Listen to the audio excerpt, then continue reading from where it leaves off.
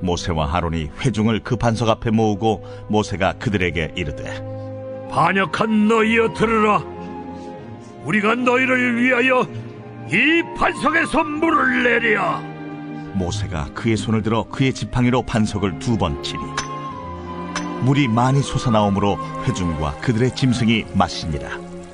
여호와께서 모세와 아론에게 이르시되 너희가 나를 믿지 아니하고 이스라엘 자손의 목전에서 내 거룩함을 나타내지 아니하는 고로 너희는 이 회중을 내가 그들에게 준 땅으로 인도하여 드리지 못하리라 하시니라.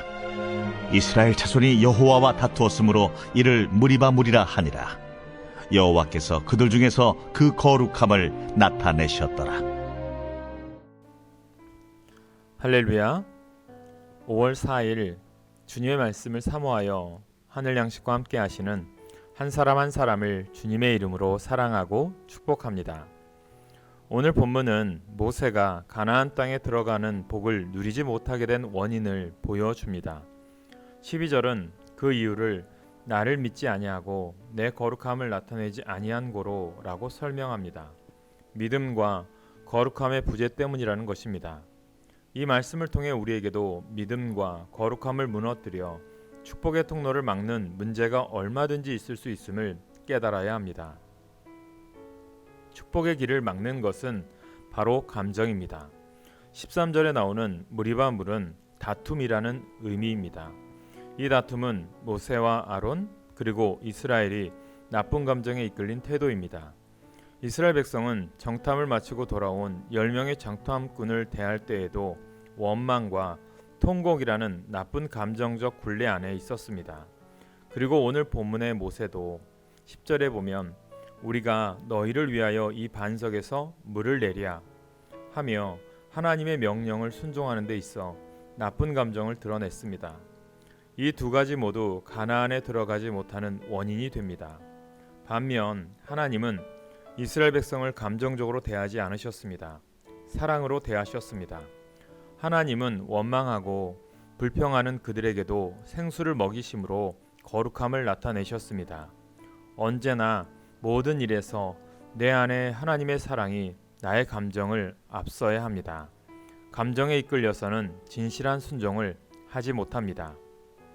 하나님의 일을 잘한다 해도 시시각각 감정에 휘둘리면 그것은 하나님을 제대로 믿는 것이 아닙니다. 열정은 신앙생활에서 꼭 필요한 요소이지만 열정이 과하면 자칫 잘못된 감정에 물들게 될 수 있습니다. 12절에 보면 너희가 나를 믿지 아니하고 라는 하나님의 책망에서 우리는 감정에 이끌리는 신앙 태도는 거룩함을 훼손하는 통로가 된다는 사실을 알 수 있습니다. 결국 모세와 아론의 감정 어린 행동은 거룩함을 훼손했고 불순종한 죄와 같이 평가되었습니다. 감정은 본능이 아니라 환경 속에서 학습되는 것입니다. 이스라엘 백성은 광야길 내내 불평하고 정탐꾼의 악평에 동조하는 감정적인 태도로 일관했습니다. 그 결과 약속의 땅을 밟지 못하는 불행의 문을 열고 말았습니다. 이러한 선례를 배운 우리는 달라야 합니다. 불신앙의 감정이 학습될 여지를 두지 않기 위해 항상 주님의 마음을 배워야 합니다. 그래서 믿음으로 다져진 좋은 감정을 나와 이웃에게 공급해야 합니다. 그 믿음으로 축복의 통로가 되시길 간절히 소망합니다. 오늘의 기도 제목입니다. 항상 주님보다 앞서는 삶을 살지 않게 하옵소서. 축복의 통로가 되게 하옵소서. 교회에 주님의 동역자와 일꾼을 보내주시고 내가 하나님의 귀한 일을 감당하는 믿음의 통로, 사랑의 통로로 쓰임받게 하옵소서. 기도하겠습니다.